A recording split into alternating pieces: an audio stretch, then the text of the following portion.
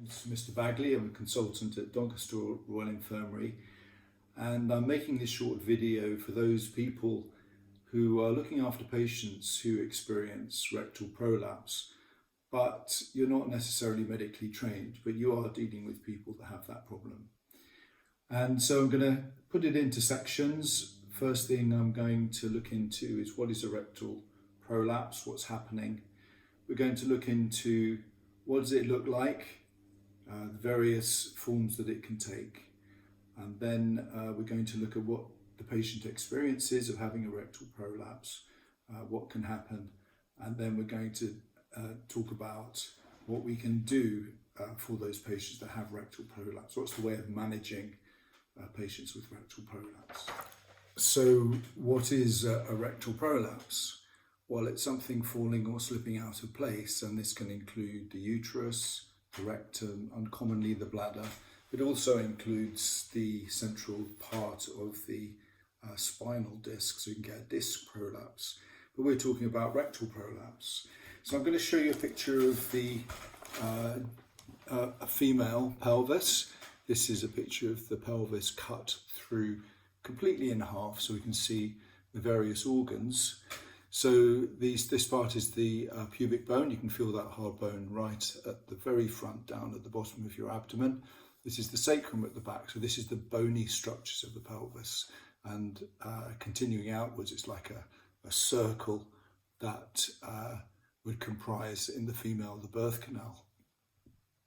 These organs are sitting just above this area here, which is the pelvic floor. And the pelvic floor is a muscular floor.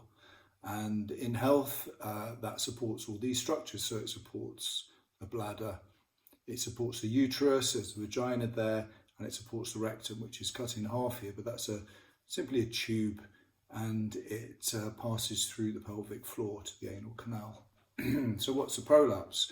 A prolapse is when some of these organs are not fully supported and they start going through into the open, so to speak.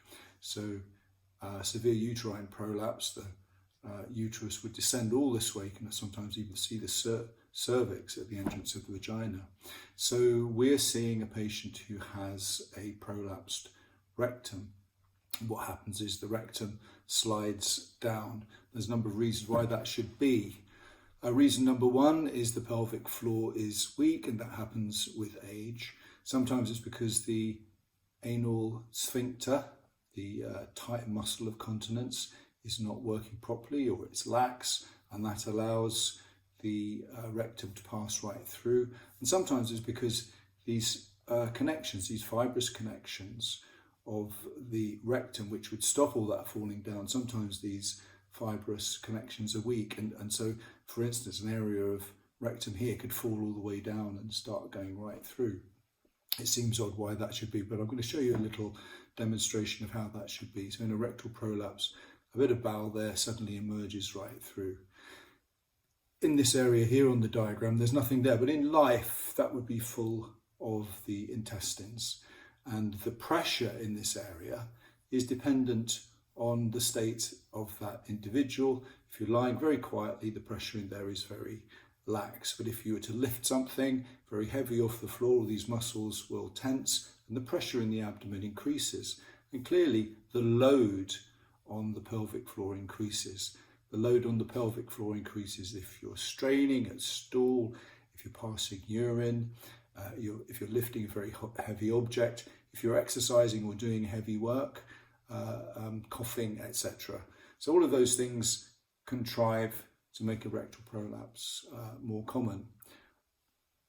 So what I'm going to do is show you what a rectal prolapse is by just demonstrating with my jacket. So this is a jacket, and I've got the sleeve here, and the sleeve is going to represent the rectum. So the rectum is in the pelvis, and we've got the anus there. So let's just imagine what would happen if this was very lax. Sphincter is going to relax now, and there's a bit of pressure inside, and the pressure is pushing outwards like this, and the rectum's prolapsing because there's too much pressure. So as the rectum prolapses more, it kind of doubles up on itself, and it can prolapse any amount of distance depending on how much free rectum there is. In this case, free sleeve, but in life it's going to be free rectum, so that's a rectal prolapse. And when it's reduced, it simply reverses that, so that the sleeve just comes back, it just reverses and it pops back in. So once it's back in, it's all done. And the fact that the anal sphincter is quite lax means that it's easy for it to pop out. If the sphincter is tight, it would tend not to do that. So it's quite simple. That's how it would be in normal life. But in a rectal prolapse, it just sort of inverts itself and comes all the way out like that from pressure. So what does a rectal prolapse look like? Well, rectal prolapse comes in all shapes and sizes, and you can look on the internet, but generally speaking, it would look pink because that's the colour of the mucous lining of the bowel. It's quite a delicate tissue, and any scuffing by bedclothes or undergarments will have a tendency to make it bleed, but it's rarely copious bleeding, but it can look a lot. You may find that maybe 100 mils or so of blood can look quite alarming. As a general rule, an adult patient can lose that amount of blood without any major problems, although, as I say, it does look quite troublesome, but that wouldn't normally cause us to be very worried. The mucosa normally secretes a little bit of mucus. That's absolutely normal, but that can again stain the underclothes.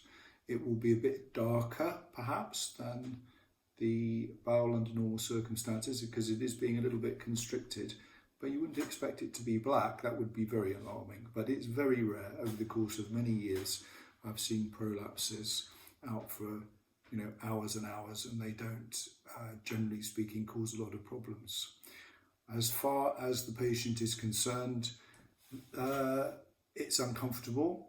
It's not usually very painful. It feels like you're having a poo and you can't quite finish, and sitting down is very uncomfortable.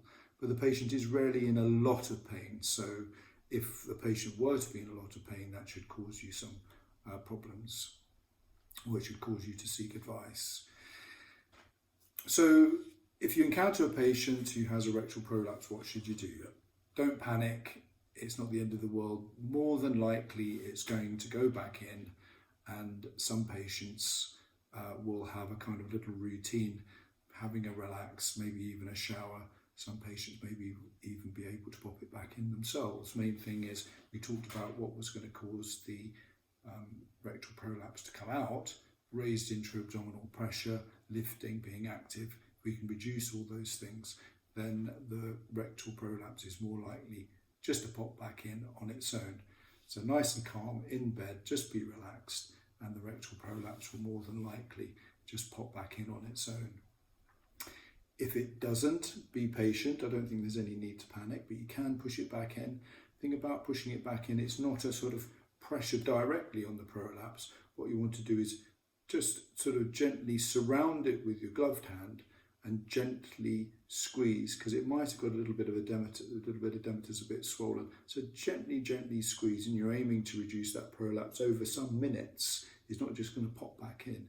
You may be aiming to reduce it over 2 or 3 or 4 minutes, and if you think you're making progress, maybe even a bit longer than that. You're not aiming to hurt the patient by pushing too hard. If you imagine you had a young child's hand there and you're squeezing, that child would feel maybe that they're being squeezed, but they wouldn't feel any pain. So you're going to squeeze it to the point where you think it's kind of firm, but you're not going to squeeze it very hard, just to kind of remove the fluid. The sort of pressure, if you put your finger on your own pulse, if you push a bit hard, you can stop the pulse.